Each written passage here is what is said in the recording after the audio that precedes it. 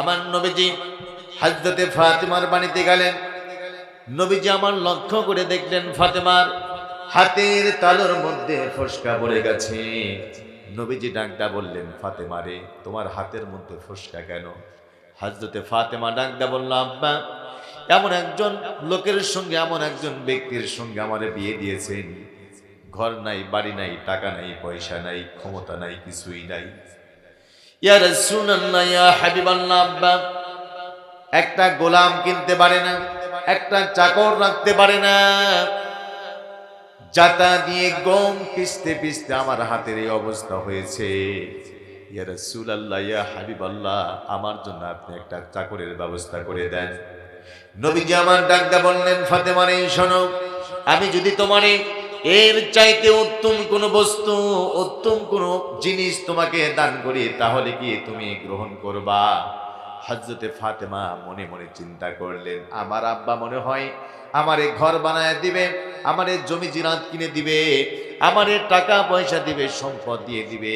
নবীজি ডাকদা বললেন, ফাতেমা রে, শোনো, আমি তোমারে ঘর বানাইতে পারবো না, ঘর দিতে পারবো না, তোমার আমি জমি কিনা দিতে পারবো না, তোমার আমি টাকা পয়সা সম্পত্তি দিতে পারবো না।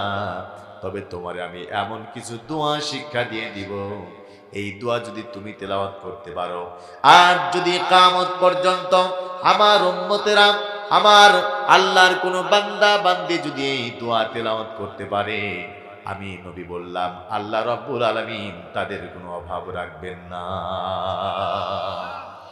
হযরতে ফাতেমা ডাকদা বলল, ইয়া রাসূলুল্লাহ, ইয়া হাবিবাল্লাহ, জলদি করে সেই দোয়াটা আমারে পড়ায় দেন।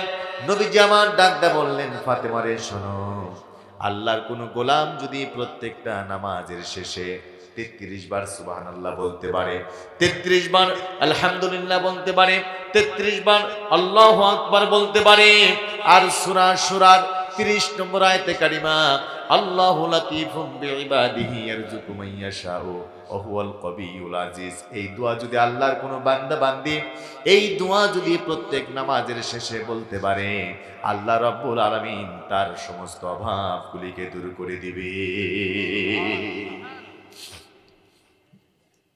যদি কোনো দুর্বল ব্যক্তি, শারীরিক সমস্যা, দুর্বল হয়ে যাচ্ছে, কাজ করতে পারে না, এই ব্যক্তিও যদি এই দোয়া প্রতিদিন নামাজের শেষে আদায় করতে পারে, তেলাওয়াত করতে পারে, আল্লাহ পাক তার শরীরের মধ্যে শক্তি দিয়ে দিবেন। সুবহানাল্লাহ।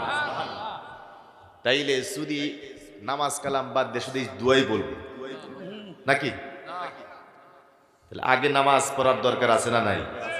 নামাজ পড়ার পরে সেই দোয়া, ঠিক কিনা? এখন যদি চিন্তা করেন যে নামাজ না পড়ে যদি দোয়া শুরু করে দিই নাকি, তাহলে হবে?